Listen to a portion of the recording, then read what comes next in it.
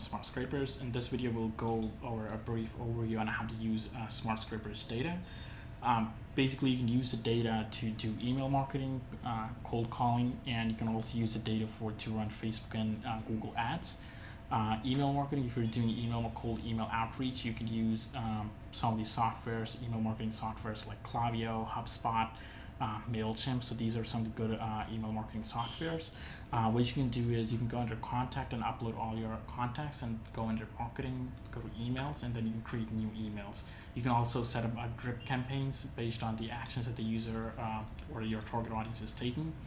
For cold calling, you can just do call using a regular cell phone, or what we do here at Smartscrapers, we use open phone for cold calling and text messaging. So you can use a tool like open phone. There are like a couple of other tools to do calls as well.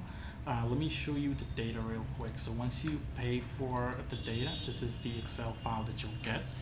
What you'll get is you'll get the name, address, phone number, email address if it's available, their website, latitude, longitude. So there are like a lot of different data fields that you're getting, and then you can do like filtering on this data as well.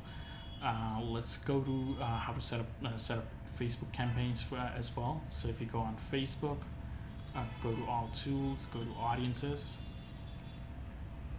What you can do here is you can create audiences based on the Excel file. So you go to custom audiences, and then you go to customer list, go next, and you can upload a CSV file here. You can upload like an Excel file or a CSV file here, and this will basically, what Facebook will do is it'll create the audience, it'll find the audience that is in the CSV file, and then you can run campaigns for those users. You can do the same thing on Google Ads as well.